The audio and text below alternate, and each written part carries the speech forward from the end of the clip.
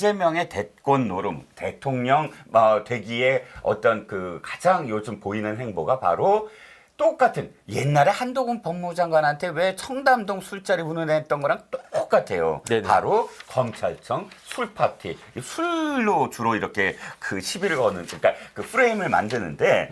변호사님, 네네. 검찰청 자주 들락거리시잖아요. 들락거린다는 표현이 좀 이상하지만 자주 가셔야 되잖아요. 법조인이시니까. 네네. 그런데 거기서 술을 먹을 수 있다의 가능성이 몇 %나 가능합니까? 그거는 검사 마음 아닐까? 검사가 그러면 술을 먹을 수 있다 그러면 이 피고인들이 술을 먹을 수 있나요?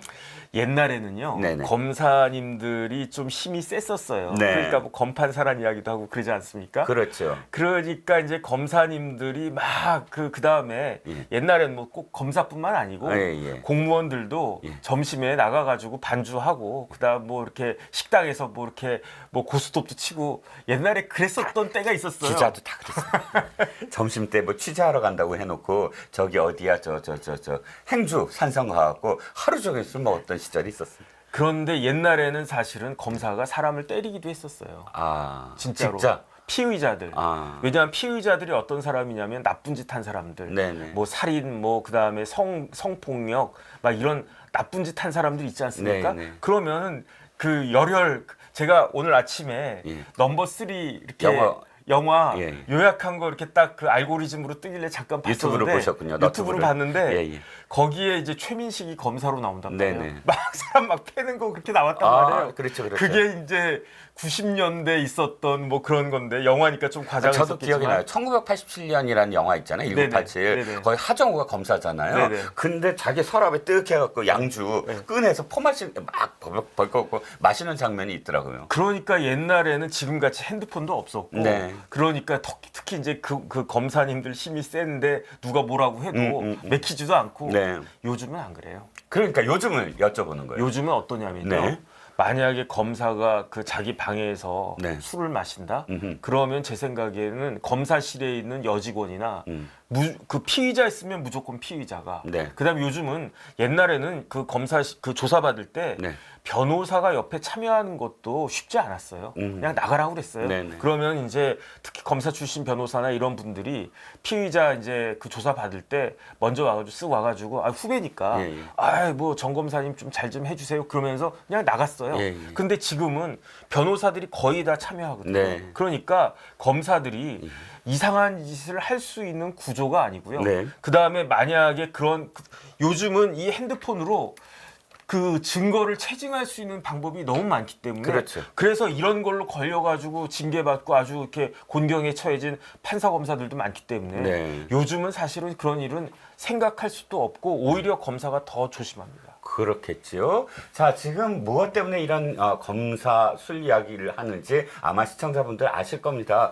이화영이라는 지금 평화부지사였죠. 이화영이라는 자가 진술을 계속 번복하는 것만이 아니라 이제 4월 4일 날 재판정에서는 새로운 이야기를 꺼낸 거예요. 바로 6월 30일, 날짜도 지금 왔다 갔다 합니다. 7월 3일, 6월 30일, 6월 28일 뭐 이렇게 이 특정 한 날짜를 지금 대지 못하고 있는데 어쨌든 그런 즈음해서 검찰이 수원지검에 갔더니 검찰이 한 방으로 안내를 하는데 1315실 조사실에서 김성태가 술자리를 함께 벌였더라. 5시 이후에 뭐 그러면서 이제 시작이 됐습니다. 그런데 이게 그냥 이화영이 진술한 것만이 아니라 덥석 이재명이 물어갖고 이재명이 그냥 이 검찰의 태도를 보니까 100% 사실이다. 네네. 뭐 이렇게 얘기를 하고 매일같이 지금 이것을 선전선동을 하고 있습니다. 아니나 다를까 민주당 무슨 진상조사단 이런 거 되게 좋아하잖아요. 네. 진상조사단 꾸려갖고 민영배를 단장으로 해서 당선인들 쫙 검찰 가갖고 한 20여 명이 구호를 외칩니다. 일부 언론은 신명들 그러니까 친명이 아니라 새로운 친명들이 나타났다 그러고 면면을 살피기도 하는데 자 얘기가 길었습니다. 다시 돌아올게요. 도대체 이 피의자나 혹은 증인의 진술을 믿으려면 일관되게 똑같은 그런 사실을 이야기해야 되지 않나요? 보면은 날짜, 공간 그리고 내용 그러니까 뭐 술을 마셨다 안 마셨다 이런 내용들이 이화영 계속 지금 진술이 번복되고 있어요. 그러니까 변호사를 통해서. 네네. 근데 이게 지금 이 정도 되면 아유 변호사가 그냥 부끄러워하고 언론이 그 사실 받아주지도 말고 해야 되는 거 아닙니까? 근데 더 지금 커지고 있어요. 어떻게 이렇게 이 신뢰도가 떨어지는 이런 진술에 나라가 휘둘려야 되나요? 그런데 어쨌든지 간에 네. 진술이 뭐 나름대로 뭐 수긍할 만하다. 네. 이렇게 되려면 첫 번째로는 네네. 상식적이어야 돼요. 네. 그러니까 예컨대 뭐 우리 이종근 실장이면 아주 합리적이고 아주 뭐 좋은 분이다. 뭐 상식적 아니겠습니까? 안 상태. 그거 고개 안 끄덕이실 분들이 많을 것 같은데. 뭐 되게 좋은 분이다 이러면 아는 사람들 맞아 이렇게 상식적인 이야기를 해야 그렇구나라고 인정이 되는데 그래 그 다음은 들어줄게라고 시작은 할 수 있죠. 그렇죠. 근데 예컨대 검찰청에서 연어 깔아놓고 술을 갖다가 퍼마신다. 네. 이거는 상식적이지가 않잖아요. 그렇죠. 어떻게 그런 일이 있을 수 있지? 예. 그러니까 일단 진술 자체가 상식적이지가 않은 거예요. 네네. 그러면 어떻게 해야 됩니까? 두 번째로는 말이라도 진술이라도 일관성이 있어야 돼요. 그 다음에 세 번째는 그런 비상식적인 일이 실질적으로 벌어졌다라고 하는 객관적인 증거가 있어야 돼요. 그런데 네. 증거를 제시한 게 하나도 없어요. 네. 그 다음에 증거라고 제시한 것들이 다 틀려먹었어요. 네네. 예컨대 예. 뭐라고 그 이야기를 갖다가 했냐면은 네. 어디서 먹었느냐 장소부터 그것부터가 이제 계속 틀리고 있지 않습니까? 네네. 그러니까 일관성이 없는 거예요. 그렇죠. 처음에는 무슨 창고 같은 데서 먹었다라고 했다가 네네. 그러면서 거기에 CCTV가 있었을 것이다 이렇게 이야기를 했는데 네네. 창고에는 CCTV가 없다고 그러거든요. 네네. 그러니까 그래 그러면 딴 데겠네. CCTV가 어디 있을까? 진술 녹화실 같은 데는 뭐 이렇게 촬영 장비 같은 거 있을 테니까 거기 CCTV 있었겠지. 그러니까 검찰에서 뭐라고 그랬냐면 거기 진술 녹화실에 유리창이 있는데 그렇게 이야기하니까 예. 그 변호사라고 한 사람이 뭐라고 그랬냐면 그 유리창 작아가지고 이렇게 그 교도관이. 사각지대가 있어서 교도관들이 그거 못 볼 수 있어라고 또 이야기를 했는데 알고 봤더니 그 유리가 가로로 170cm, 네. 세로로 90cm래요. 사진 보니까 엄청 크더라고요. 그런데 예. 제 키가 172.5인가 그렇거든요. 네. 키까지 공개하시는군요. 이제. 그러니까 제 키만한 그 유리창이 있었다는 얘기예요. 어마어마하네요. 그다음에 예. 90cm 거의 예. 1m 가까운. 예. 그러니까 거기서는 밖에서 지나가면서 복도에서 다 볼 수 있는 거예요. 구석구석 다 보이겠네요. 다 보이는 거예요. 예. 그러니까 마지막으로 이야기한 게 그럼 거기도 아닌가 보네 그러면서 어디냐 검사실에 들어가 보면요. 네. 이렇게 조사하는 방이 있고 네. 그 방 안에 뭐가 있냐면 검사들이 은밀하게 일하고 좀 쉬고 뭐 그래야 되는 예. 내실이 있어요. 네네. 그 내실에서 이제 먹었다라는 식으로 예. 장소부터가 계속 바뀌는 거예요. 네. 그런데 예를 들어서 제가 형님하고 같이 작년 뭐 7월 8일에 뭐 그 연어회를 먹었다라는 사실이 있어도 네. 그 날짜가 7월 8일인지 7월 9일인지 7월 7일인지를 정확하게 기억하지 못할 수는 있어요. 그건 그럴 수 있죠. 그럴 수는 있어요. 예. 근데 어디서 먹었는지는 기억이 안 날 수가 없어요. 그렇죠. 그거를 예. 뭐 광화문에 있는 어느 참치집에서 먹었다. 예. 아니면은 무슨 어느 호텔에서 먹었다. 예. 아니면 테이크아웃 해가지고 뭐 어디 집에서 먹었다. 예. 우리 집에서 먹었다. 예. 그거는 장소는 확실하게 기억이 나는 거 아니겠습니까? 그렇죠. 그런데 이화영이 태어나가지고 깜빵에서 네. 연어회 먹은 게 몇 번이나 있었겠습니까? 그렇죠. 60평생에 딱 한 번 있었을 거 아니에요? 그렇죠. 그런데 어디서 먹었는지도 기억이 안 나가지고 창고에서 먹었다, 녹화실에서 먹었다, 심지어 검사 내실에서 먹었다? 이게 말이 됩니까? 그렇죠. 그러니까 진술에 일관성이 전혀 없기 때문에 예. 그렇기 때문에 신빙성이 없는데 네. 심지어 어떤 이야기까지 그 말이 틀리냐면은 예. 이 이야기가 언제 나왔느냐? 예. 올 4월 4일에 나왔어요. 4월 4일 재판정에서. 재판정에서. 예. 그래서 원래는 4월 4일에 재판 끝낸다고 했는데 김광민 변호사가 그런 것 같아요. 그 준비 안 했다고 기일 하나 더 달라고 해가지고 마지막 재판은 4월 8일에 있었는데 네. 4월 8일 직전 재판인 4월 4일에 뜬금없이 예. 이화영이 검사가 하나 술 먹였다. 예. 김성태랑 방용철이랑 같이. 예. 그러니까 그때 뭐라고 그때 이제 이렇게 주고받고 이야기했던 변호사가 누구냐면 네. 김광민 변호사라고 경기도의회 의원이거든요. 네. 그런데 그 검사는 황당한 거예요. 예. 왜냐하면 재판을 수십 번을 갖다가 한 40번인가 뭐 그렇게 했는데 네네. 그때까지 술 먹었다는 이야기 한마디도 안 하다가 그다음에 현실적으로 내가 검사인데 네네. 적어도 나는 그 이화영한테 술을 먹인 적이 없거든. 네네. 다른 검사가 혹시 먹였을까? 그런데 그 상식적으로 다른 검사가 그 술을 먹였을 리도 없고. 그렇죠. 그런데 갑자기 이화영 피고인이 일어나가지고 판사님 사실은 검사들이 다 술 먹이면서 회유했어요. 이런 식으로 이야기를 하니까 황당하잖아요. 그렇죠. 다른 것도 아니고 술이란 말이에요. 그렇죠. 근데 이게 술이라고 쳐요. 예. 그래서 딱 마셨어. 예. 그럼 어떻게 됩니까? 취하죠. 취하죠. 예. 기분도 좋아질 수 예, 있지. 예. 근데 신체적으로 예. 어떤 현상이 나타납니까? 얼굴이 빨개지죠. 얼굴 빨개지죠. 예. 입에서 무슨 냄새 납니까? 술 냄새 나죠. 술 냄새 나잖아요. 네네. 그러니까 그건 상식 아니겠습니까? 그렇죠. 검사가 물어봤어요. 아이 그럼 이화영 피고인 술을 어떻게 마셨어요? 종이컵에다가 마셨다고 그랬어요. 네. 이화영이 예. 이게 이제 이거는 뭐 유리컵이지만 도자기 컵이지만 이게 종이라고 생각하고 네네. 그 뭐 커피 마시는 그 예. 종이컵에다가 그 술을 마셨다. 예. 무슨 술이었습니까? 이걸 내가 향내 맡아 먹고 또 꾹꾹 넘겨 보니까 소주더라. 예. 이 이야기를 갖다 했단 말이에요. 예. 그러니까 아이 그 소주 마셨으면은 조금 뭐 얼굴도 빨개지고 그랬겠네요라고 예. 검사가 물어보니까 이화영이 뭐라고 이야기했느냐? 얼굴 빨개졌다고 네. 시인을 했어요. 예. 아이 그러면 교도관이 맨투맨으로 붙었거든요. 예. 이화영에도 한 명 붙고 방용철에도 한 명 붙고 김성태에도 한 명 붙고. 네. 그러면 교도관이 구치소로 다시 데리고 가야 되는데 네. 그런데 교도관이 당신 술 마신 거 몰랐어? 이렇게 검사가 물어보니까 뭐라고 이화영이 이야기했느냐? 그러지 않아도 얼굴이 빨개져가지고 내가 검사실에서 검사님이 당신 좀 술 내려갈 때까지 좀 쉬었다 가라고 그래가지고 검사실에서 한참 이렇게 쉬어있다. 왜냐하면 검사실 내실에 가면요. 네. 소파가 있거든요. 아, 네. 제 생각에는 거기 술 마시고 거기 소파에서 이렇게 누워가지고 눕진 않고 앉아가지고 이렇게 편하게 앉아가지고 한 2-5시간 자면 술기는 좀 내려가지 않겠습니까? 예. 그랬다라고 4월 4일에 이야기를 했는데 네. 이것과 관련해서 이거 그때 누가 있었느냐? 네. 조금 전에 말씀드렸던 김광민 변호사가 있었단 말이에요. 네네. 근데 네. 김광민 변호사가 네. 그 이후에 4월 4일 이후에 최근에 며칠 전에 네네. 뭐라고 이야기했느냐? 네. 유튜브 나가가지고 네.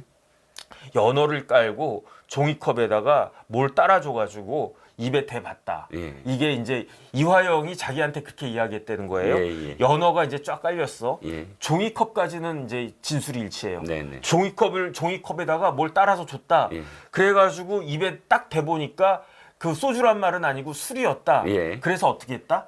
안 마셨대요. 예. 그러니까 저는 김광민 변호사라고 한 사람이 좀 이상한 것 같아. 예. 왜 이상하냐면은 예. 분명히 4월 4일에 김광민이 그 자리에서 이화영이 자기가 술 술 마셔가지고 먹었다고. 얼굴 빨개져가지고 몇 시간 쉬었다가 가가지고 교도관이 몰랐다라고 진술을 서로 간에 티카티카하면서 이야기한 걸 갖다가 들은 당사자인데 그렇죠. 며칠 뒤에 어떤 유튜브 나가가지고 이화영이 술 안 마셨다라고 이야기를 하는 거예요. 자, 그러면 그 대목 잠깐만요. 네네. 진짜 저도 그게 이상했는데, 자, 아까 장소 변경은 이해가 가요. 뭐 한번 딱 던졌는데 그게 계속 탄핵되니까 그 신뢰도가 떨어지니까 이 진술에 그러니까 계속 바꿔 나가는 거예요. 보여요. 근데 이거는 술을 안 마셨다라고 이야기할 어떤 필요성이 있었을까요?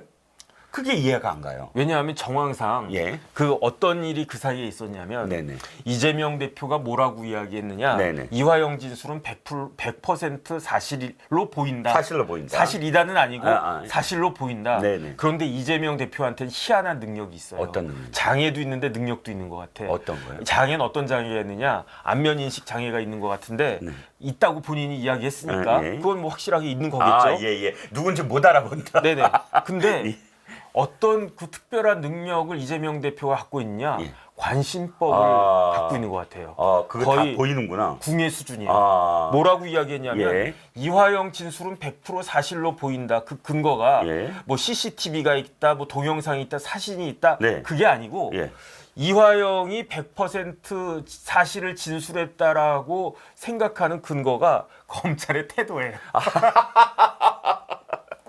이게 뭐가 떠오르냐면 네. 저기 그때 당시에 한동훈 법무장관이 청담동 간 증거가 뭐냐 그랬더니 이제 민주당 패널들이 뭐라 그러는지 아세요? 태도를 보면 안 돼. 한동훈 태도가 저렇게 화를 내는 건 진실이래. 왜 태도를 갖고 이게 증거가 되나 보죠, 이 사람들은? 아니 그러니까 이재명 대표는 이제 검사를 딱 찍어가지고 정혁진 검사를 딱 보는 거야. 근데 정혁진 검사가 막 안절부절 막 못하고 저런 태도를 갖다가 보니까 이화영이 술 먹은 게 100% 확실해. 이게 논리적으로 이어집니까? 안 되죠. 말이 안 되잖아요. 예. 그러니까 저분은 이제 딱 해가지고 예. 이종근 우리 형님을 갖다가 딱 보면 정혁진이가 어젯밤에 뭐 혼자서 훔쳐서 먹었는지를 갖다가 다 아는 100% 그 사실로. 대단한 능력을 가지신 분인데 네네. 근데 이재명 대표가 뭐라고 이야기했느냐 네. CCTV 보면 알 수 있지 않겠느냐. 네. 아니 저분 맞다고 생각을 갖다가 예, 예. 해요. 근데 민주당에는 CCTV 없겠습니까? 있을 거 아니에요. CCTV가 대개 보존 기한 얼마입니까? 보통 뭐 6개월 내지 3개월 내지 1개월이에요. 보통 한 30일 정도 되는 거 아니겠습니까? 1개월에 다 지워야죠. 데이터가 계속 쌓이니까. 지금 문제가 되고 있는 이 시기가 언제냐면 예. 작년 6월 말에서 7월 초 사이예요. 그렇죠. 거의 한 2013년. 10개월 정도 지나갔는데 네네. 10개월까지 이렇게 CCTV를 갖다 보관하고 있는 데가 있는가? 없죠. 민주당은 CCTV를 지금까지 작년 6월, 7월에 있었던 CCTV 지금까지 보관하고 있는가? 네. 아니잖아요. 없죠. 그러니까 CCTV 내놓으라고 한 것 자체가 상식적인 게 아니고 예. 그런데 상식적인 이야기를 이재명 대표가 했어요. 뭐냐면은 예. 출정 기록 깔아. 네네. 출정 기록 까면은 거기에 그 분명히 나올 거다라고 했는데 그래가지고 이재명 대표님의 지시에 따라 가지고 그 법무부 교정 담당 본부에서 출정 기록을 깠어요. 드디어 깠군요. 드디어 깠어요. 그럼 나왔습니까? 나왔어요. 근데 오. 김광민 변호사가 처음에는 술자리가 있었던 날짜가 6월 30일이라고 네. 주장했다가 네네. 아니다 착각한 것 같다. 그러면서 날짜를 3개를 다시 줬어요. 네. 6월 28일, 7월 3일, 7월 5일. 예. 그런데 그 중에서 7월 3일이 유력하다라고 이야기했어요. 예. 그래가지고 근데 이 출정 일지를 딱 봤더니 네.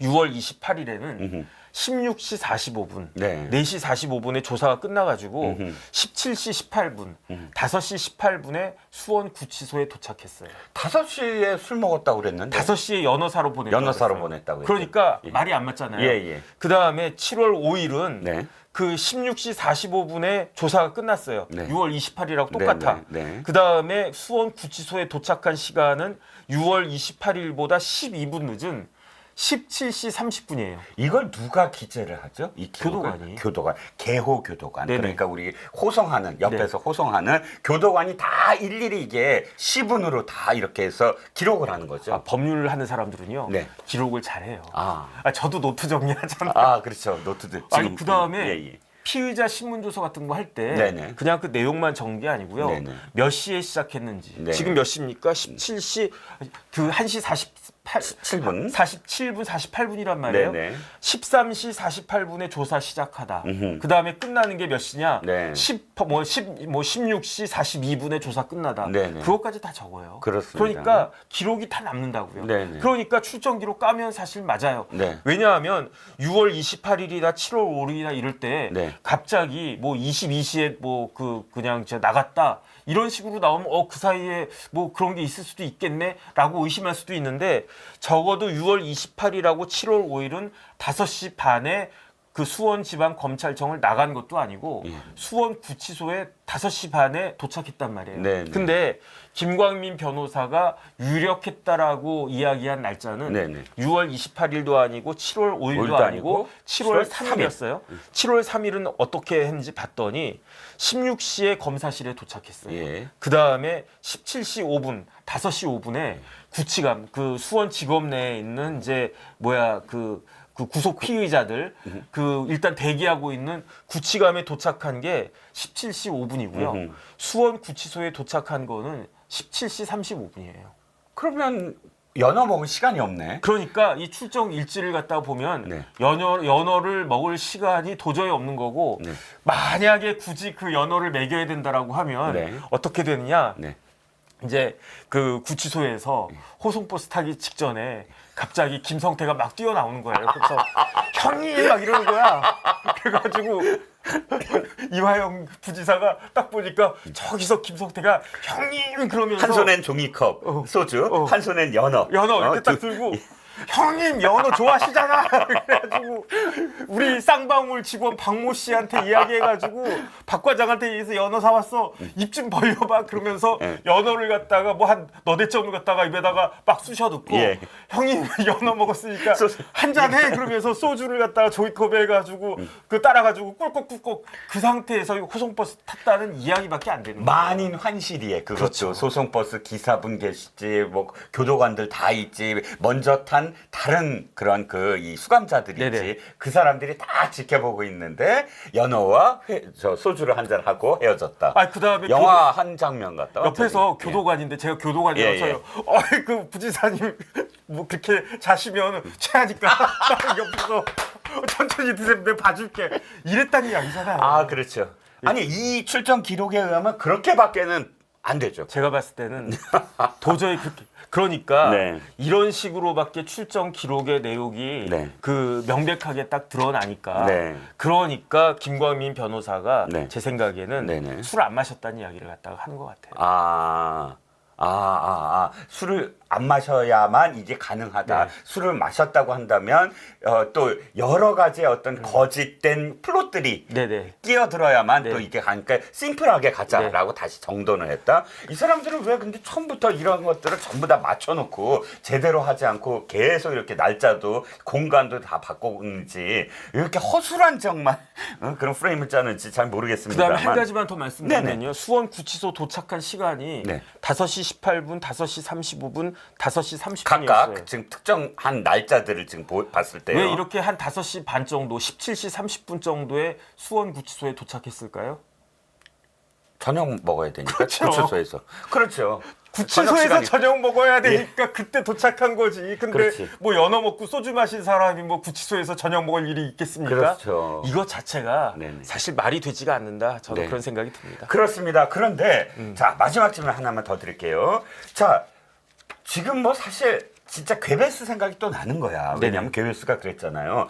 거짓된 가짜 뉴스 하나를 얘기하면 그것을 진실로 밝히는데 트럭 세대분의 뭐 문서가 필요하다. 네네. 우리는 지금 이 사람들이 그냥 툭 던진 거짓말로 보이는 그런 지금 의혹 제기에 엄청나게 많은 지금 시간을 들이고 또 내용을 설명을 해야 되고 하잖아요. 네네. 그런데 이들은 이 프레임을 계속 가져가는 이유가 뭡니까? 그러니까 상식적으로 납득이 안 가는 게 이 정도 되면 부끄러워갖고 고개 팍수 부리고 그냥 사라져야 되잖아요. 그런데 민주당 내 다음 주부터 또 더 이 공세를 강화한다고 합니다. 이게 상식적인가요? 그러니까 괴벨스가 이야기했던 거는 1930년대란 이야기예요. 예, 예. 지금으로부터 100년 전 이야기잖아요. 네. 그때는 CCTV도 없었고 핸드폰도 없었고 네. 여러 가지 과학적 장비들이 없으니까 거짓말을 밝히는데 뭐 문서가 한 트럭이 필요했었던 시기이죠. 네. 지금은 달라요. 네. 금방 뽀록이 났잖아요. 금방 뽀록이 나고 CCTV나 뭐나 객관적인 그 증거들이 딱 나오니까 여기에 대해서는 더 이상 이제 제가 봤을 때는 이재명 그 부지사의 이야기를 그 신뢰할 사람들은 거의 없을 것이다. 저는 어쨌든 그런 생각이 드는데 네. 그럼에도 불구하고 이화영은 왜 이런 이야기를 했을까? 왜냐하면 네. 이화영 부지사 입장에서는 아주 치명적인 실수거든요. 진술한 거. 진술한 게 왜냐하면 너무너무 너무너무 저질해. 그 다음에 너무너무 수준 낮은 거짓말을 한 게 금방 드러나지 않았습니까? 네네. 그러면 판사라고 생각을 해보세요. 네. 이화영이라고 한 사람이 법정에서 진짜 상식적으로 말도 안 되는 그 다음에 일관성도 없고 그 다음에 이제 증거에서 금방 탄로날 그런 거짓말을 했단 말이에요. 네네. 그러면 제가 판사라고 하면 네. 이화영이 무슨 말을 하든 아유 저 사람 또 거짓말하네. 네네. 저 사람 어떻게 입만 열면 거짓말이냐 예. 이런 생각하지 않겠습니까? 예, 예. 그러니까 아유 인간아 불쌍하다 그러면서 징역 15년 이렇게 선고하지 않겠습니까? 네네. 검찰이 징역 15년 구형했거든요. 예, 예. 제가 만약에 판사라고 하면요, 이제 15년 구형했을 때, 그럼 뭐 그 검찰 구형보단 좀 깎아줘야지라고 마음을 먹었다가도, 네네. 야 어떻게 이런 식으로 그 다음에 제일 불쾌한 건 누구냐? 일반 국민들이 아니고요, 뭐 국회의원들도 아니고 누가 제일 불쾌하겠습니까? 판사가 제일 불쾌해요. 네. 아니 어떻게 내 법정에서 네. 내 피고인이라고 한 사람이 예, 예. 정말로 나를 우습게 하라도 유분수지 예, 예. 어떻게 저런 좀 그럴듯한 거짓말이라도 하면 말이 되겠는데 예. 눈에 빤히 보이는 이거를 가지고 종이컵이라고 우기는 거랑 뭐가 다릅니까? 그렇죠. 그러면은 판사도 사람인데 판사도 감정이 있는데 사람 누구 바보로 하나? 이런 생각이 들면 이화영한테 이게 유리할까? 저는 굉장히 불리한 행동을 왜 마지막까지 하고 있는가? 저는 그 생각이 드는데 그래서 제가 고민이 돼요. 아, 도대체 왜 이화영이 저런 이야기까지 했을까? 그만큼 이화영은 본인이 큰 실수를 했다라고 생각하는 것 같아요. 어떤 실수를 갖다가 했느냐? 네. 작년 6월 달에 이화영이 마음을 바꿔가지고 진술을 바꿨었어요. 네네. 그 진술의 내용이 이렇게 막 쫙 나와 있는데 네네. 그 진술의 내용을 갖다가 요약해서 하면 세 가지예요. 예. 첫 번째, 방북을 추진했는데 그 방북 추진했을 때 예. 누구의 요구가 있었느냐? 정진상의 요구가 있었다. 예. 그다음에 두 번째, 내 혼자 힘만 가지고는 좀 벅차가지고 그 도움을 갖다가 구했는데 내가 도움을 요청했던 사람은 누구다? 김성태 쌍방울 회장이었다. 예. 그다음에 세 번째, 그 방북 추진 과정에서 뭐 300만, 500만 불 그 이호남이 리호남이라고 하는 어디야? 저기 북한 아태 평화위. 국가보위성의 공작원이 있는데 예. 리오남하고 그 다음에 누구야 김성태하고 서로 이렇게 막 딜을 해가지고 네. 500만 불 요구한 거 300만 불 깎았단 말이에요. 네네. 그 다음에 그래서 이런 것들을 갖다가 이화영 부지사가 당시 이재명 경기도지사한테 뭐라고 보고했다. 이야기했느냐? 예. 아니 저 방북하려고 그러는데 북한이 돈 달라고 합니다. 네네. 돈 들어갑니다. 그렇게 이야기하니까 이재명 지사가 부지사한테 아니 그거는 부지사님이 알아서 하세요. 나한테까지 이야기하지 말고 이런 취지로 이야기를 했다. 예. 그 다음에 결국은 그렇게 됐다는 이야기는 뭡니까? 이재명 당시 경기도지사가 자기가 그 북한 가는데 뭐 벤츠도 사야 되고 뭐 헬기도 띄워야 네네. 되고 해가지고 돈이 들어간다는 사실을 알았다는 거 아니겠습니까? 네네. 인지했다는 거죠. 그러니까 그거를 이화영 부지사가 2019년 12월에 경기도 평화부지사직을 내려놔요. 네. 왜 내려놓냐? 2020년 4월에 총선 있었잖아요. 예. 이화영 부지사 총선 출마했거든요. 그렇죠. 경선에서 떨어졌지만. 떨어졌지만. 그런데 총선 출마 준비를 해야 되니까 아이 지사님 저 요번까지만 이제 나가고 1월 1일부터는 저 이제 선거운동 하겠습니다. 아 그러면 이재명 지사가 아 그러세요. 이렇게 이야기하지 않았겠습니까? 네네. 그런데 그때 2019년 12월 당시에 이화영 부지사가 이재명 경기도지사한테 네. 대북 돈 문제는 네. 그 방북 비용은 예. 쌍방울이 대납하기로 했다라고 예. 이재명 지사한테 보고했다는 거예요. 예. 이 이야기를 검찰에서 예. 작년 6월에 이야기를 갖다가 했는데 네네. 이게 아주 그냥 그때 1년 전에는요. 예. 굉장히 아주 파장이 컸었어요. 그렇죠. 작년 7월이나 막 이럴 때. 네네. 그다음에 이게 딱 그 오픈이 되니까 이재명 대표 뭐 했습니까? 단식했어요. 그렇죠. 그 다음에 단식이 끝나고 난 다음에 9월 달에 2번 검찰에 소환됐었어요. 예. 쌍방울 건으로. 예. 그 다음에 뭐가 있었습니까? 이재명 대표에 대해서 구속영장이 청구가 됐어요. 네네. 그러다가 체포동의안이 가결이 돼가지고 영장 실질 심사하지 않았습니까? 네네. 그러니까 이화영 부지사가 어마어마한 실수를 한 거야. 이 이야기를 쓸데없는 이야기를 해가지고. 근데 그걸 갖다가 주워 담아야 되는데 이게 주워 담아칩니까? 아니 그래가지고 그 7월 달에 내가 6월에 이야기하고 다 뻥이다. 이게 검찰의 회유와 조작과 협박에 의해서 한 거다라고 지금까지 계속 이야기하다가 4월 4일에는 심지어 검사들이 나한테 김성태 시켜가지고 소주 먹이고 연어회 먹였다.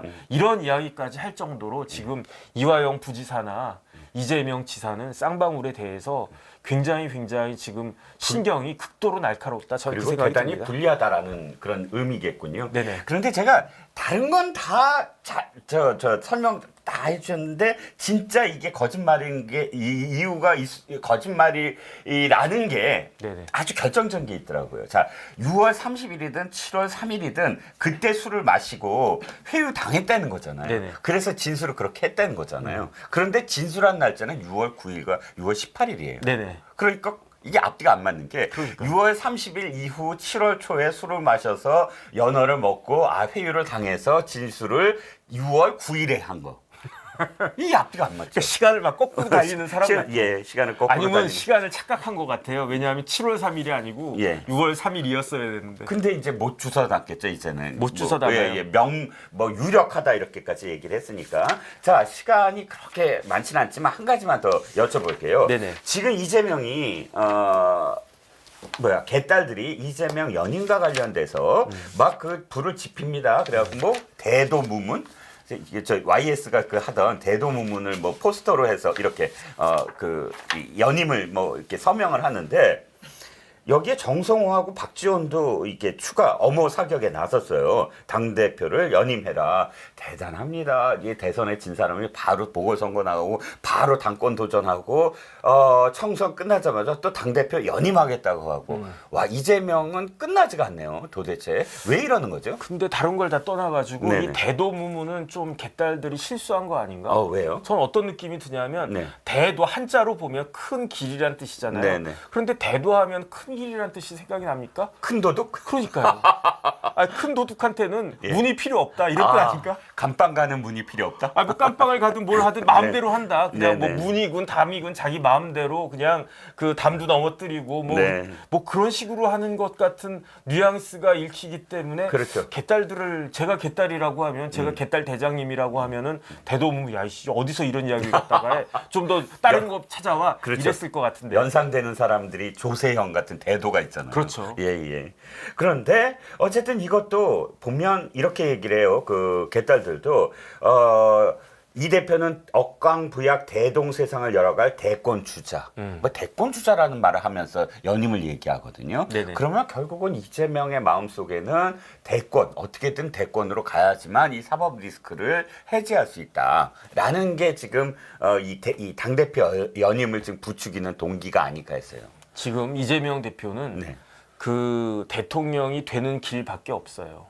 살아남으려면. 그렇기 때문에 그 이번 총선은 대선으로 가기 위한 하나의 그 어떻게 보면은 그 중간 그 마일스톤 정도 된 역할밖에 아닌 거고 최종 목적은 대선이어야 해요. 왜냐하면 혐의가 너무 많기 때문에. 그렇기 때문에 전 어떤 생각이 드냐면 네. 어떤 사람이 이깁니까? 간절한 사람이 이겨요. 이번 총선에서 누가 제일 간절했을까? 조국하고 이재명이죠. 제가 봤을 때는 그 한동훈 비대위원장이 굉장히 열심히 했어도 예. 그래도 진짜로 간절했던 사람은 조국과 이재명 맞아요. 네. 윤석열 대통령도 그만큼 간절하지가 않았던 것 같아요. 간절한 만큼 결과가 나온 것 같아요. 저는 그런 생각이 들고요.